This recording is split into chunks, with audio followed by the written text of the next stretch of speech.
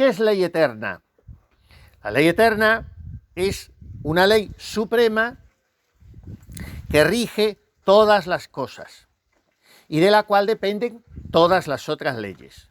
Porque todas esas otras leyes, en principio, no son más que derivaciones, determinaciones de esa ley eterna que se halla en Dios. ¿Cuándo la ha promulgado Dios? Pues cuando estableció el orden, la armonía, la sucesión entre los seres que forman el universo. Entonces, el sucederse de las 4 estaciones es la ley eterna. La Tierra girando alrededor del Sol es la ley eterna. Que un hombre y una mujer, y solo un hombre y una mujer, se unan para engendrar hijos, es la ley eterna. Que yo, en fin, ya iremos derivando para no anticipar. Esa ley eterna, lo mismo que Dios la imprimió en esta hoja o en esta brisa de aire que nos está acariciando el rostro, la imprimió en el hombre. ¿Y cómo se llama la impresión de la ley eterna de Dios en el hombre? Se llama ley natural. Y aquí hemos llegado al tema que me pedían tratar, el derecho natural. La ley natural es que Dios ha cogido tu corazón de hombre y ha dicho, la ley eterna que yo pensé, te la imprimo en tu corazón. La ley natural es una luz del entendimiento práctico, merced a la cual el hombre puede dirigirse, gobernarse y ejecutar conscientemente los mandatos de esa ley eterna, pero no del modo como los cumplen los seres irracionales, por instinto o impulso natural, de manera inconsciente. Pues 2 perros, 2 animales, pues no se relacionan si son del mismo sexo.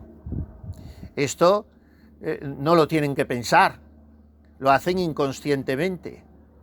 Bueno, pues el hombre, en cuya ley natural está inscrito que tampoco se relaciona con el mismo sexo, pues sí lo debe hacer de manera consciente, porque esa ley natural es una luz que Dios le ha dado a su entendimiento práctico para que gobierne sus actos, y esa luz la trae todo el mundo de fábrica. El que no la usa o no vive según esa luz está pervirtiendo su ser, porque Dios se la ha impreso en el corazón. Entonces, ¿hay algún principio fundamental en el entendimiento práctico del hombre? Preguntémoslo de otra manera. ¿Hay algún precepto supremo de la ley natural? Pues mirad, así como el principio de toda demostración especulativa, de todo entendimiento de las cosas, se basa en el ser, por eso hoy en día es un caos antropológico en el que vivimos, porque se parte de la fenomenología, no de la metafísica. Estoy dando conceptos muy interesantes que ojalá os quedaran para siempre, porque estos fundamentos no se echan hoy en ninguna carrera universitaria, que no valen para nada, porque hoy salís abogados y médicos y farmacéuticos y profesores de historia sin tener ni idea de nada, porque no se parte de aquí. Primero, no hay sujeto, no hay persona, no hay hombre ni mujer, que es lo que tiene que haber. Y luego no se parte del ser, se parte de la fenomenología. Las cosas son lo que yo veo, lo que a mí me parece. Y entonces yo me muevo por lo que me apetece o por lo que yo veo. Es que eso no lo veo. Si tú no lo tienes que ver, eso es así. Y eso es la metafísica, también llamada ontología, la ciencia del ser. Lo que es lo que es, no lo que a mí me parece. Porque a cada uno le parecerá una cosa. ¿Y qué surge de ahí? Un subjetivismo atroz. ¿Y cuál es su traducción? La que decía Benedicto XVI, la dictadura del relativismo. Todo es relativo. Ahora, cuando los conceptos son inamovibles, cuando los criterios son fijos y firmes, para un actuar moral, entonces es que lo que rige en el mundo, en el comportamiento de los hombres, es la metafísica. Si no rige el ser, rige, como el título de un libro, la insoportable levedad del ser. Todo es light, todo es opinable, todo es efímero, todo es mentira y todo es una náusea existencialista. Esa es la filosofía de los últimos tiempos. Una filosofía suicida, una filosofía que no ayuda a vivir. Entonces, ¿cuál es el criterio supremo del orden del entendimiento especulativo? El concepto del ente, del ser. ¿Y cuál es el criterio supremo del entendimiento práctico para ejecutar la ley natural? El concepto del bien. O sea, esos son los dos conceptos que deben mover mi vida. Así como yo, para pensar, tengo que partir del ser que es previo a mí y que no lo elaboro yo, así también para actuar, tengo que partir de algo que yo no construyo, sino a lo que debo adecuarme, y es el bien. Y yo no soy el arquitecto ni el juez del bien. Yo soy su ejecutor. El bien ya me viene dado. Estos son los dos apoyos. Para el entendimiento especulativo, el ser. Para el entendimiento práctico de actuar, el bien. Entonces, ¿cuál es el primerísimo precepto de la ley natural? Sencillo, elemental, básico, que lo sabe un niño de 1 año, porque el niño del año tiene en su corazón impresa la ley natural. ¿Cuál es el precepto elemental del bien, del derecho natural, de la ley natural? Bonum facendum, malum vitandum. Hacer el bien y evitar el mal. Para lo cual tengo que saber lo que es el bien y lo que es el mal. Ahora vivimos en un mundo en que, como digo, cada uno decide el bien y el mal.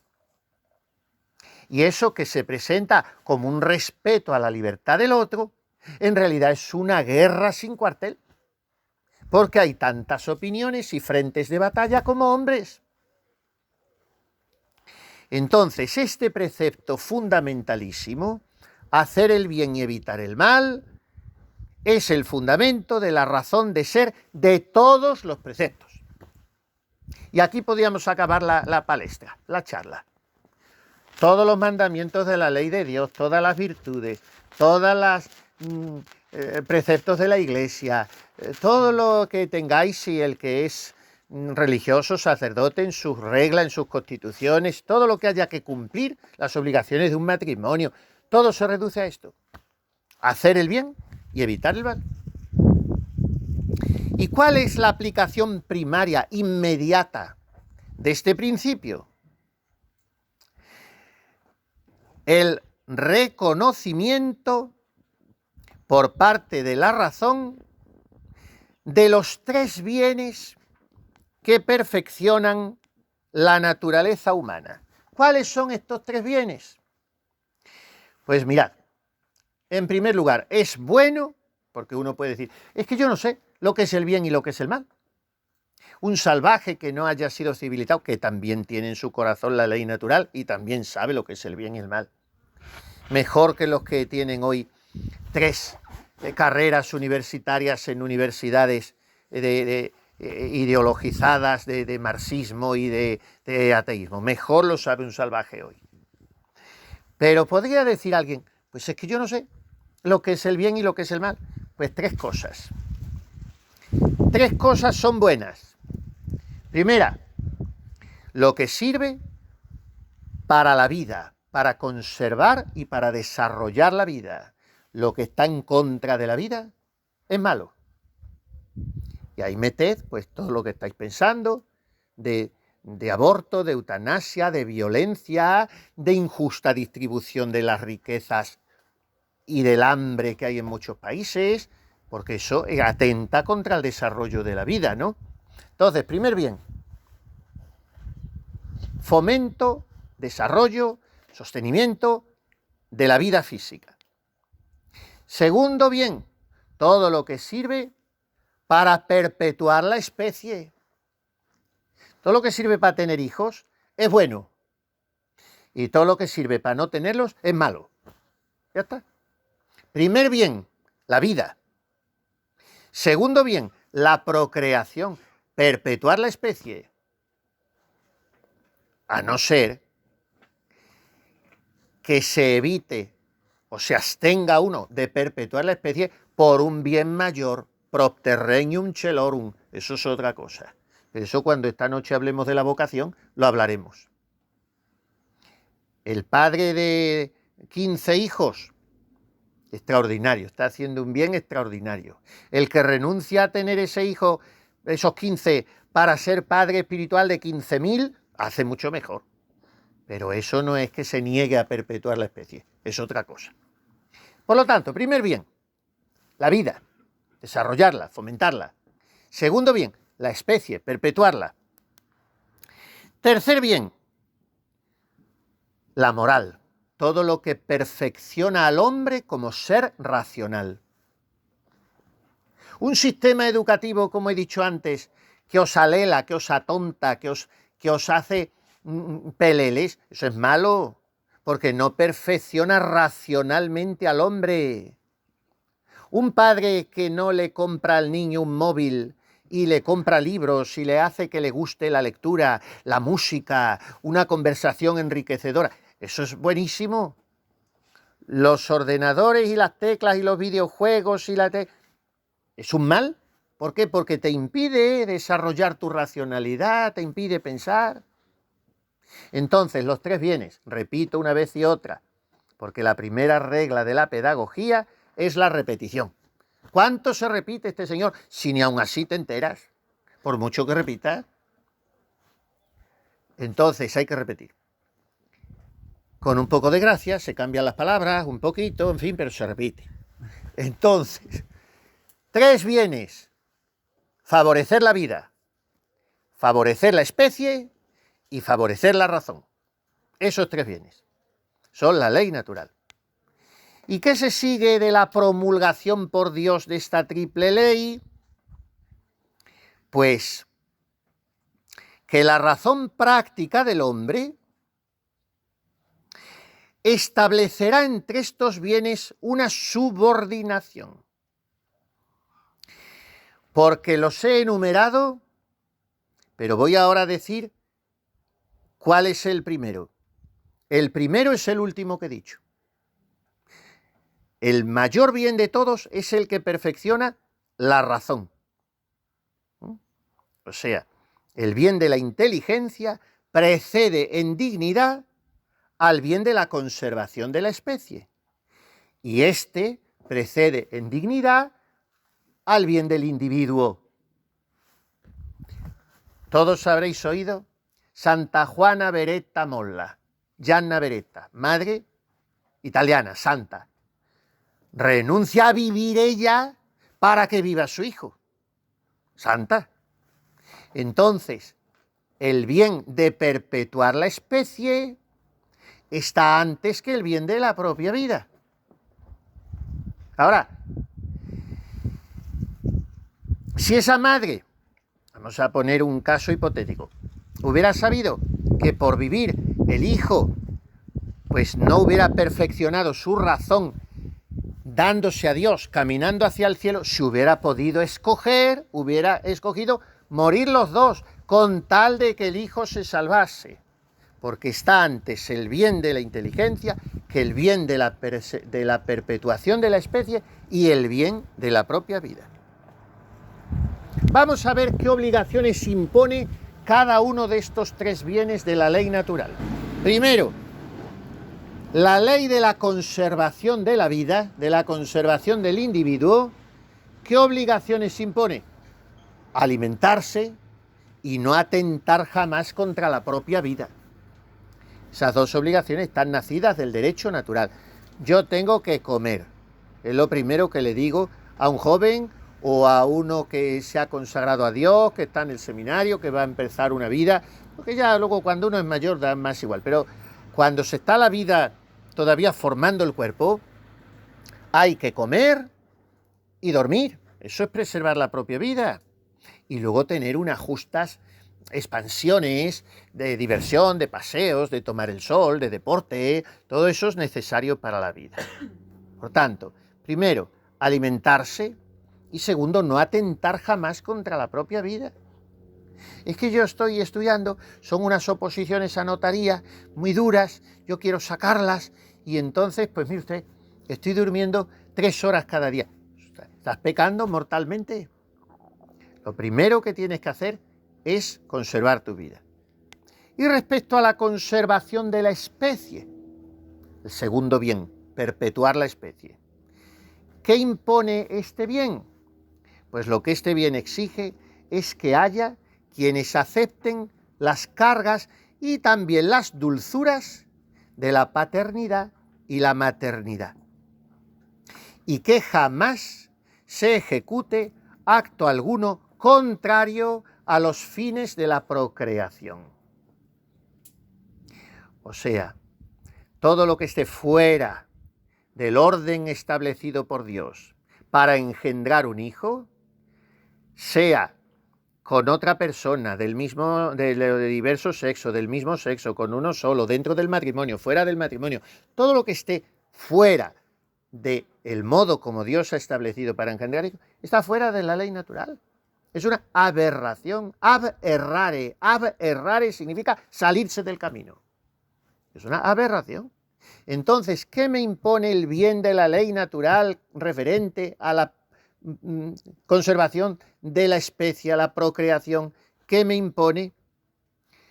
No ejecutar ningún acto contrario a los fines de la procreación, porque el uso conyugal en el matrimonio, el ejercicio de la sexualidad, tiene dos significados y son inseparables.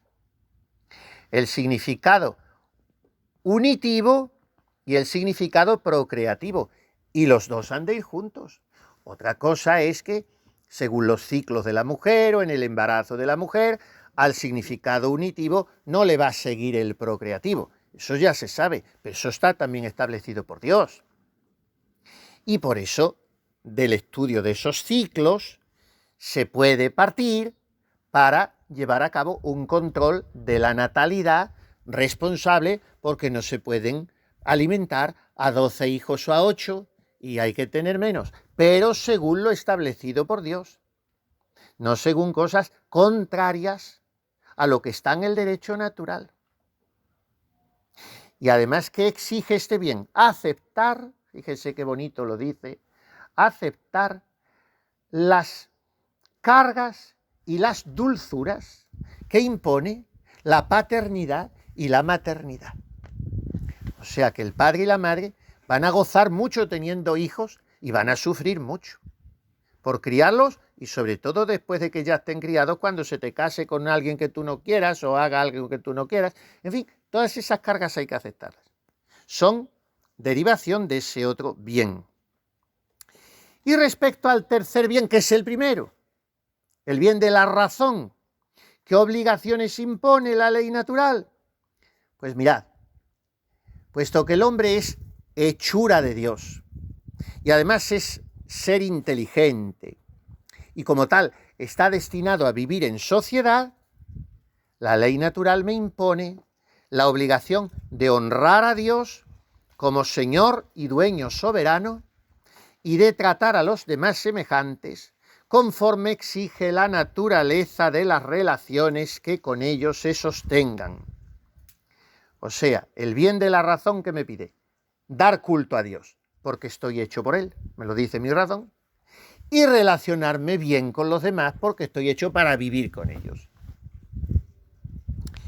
Y en estos tres mandatos, convenientemente subordinados, la razón, la preservación de la especie, la conservación de la propia vida, en estos tres mandatos se apoyan todos los demás preceptos de la razón práctica.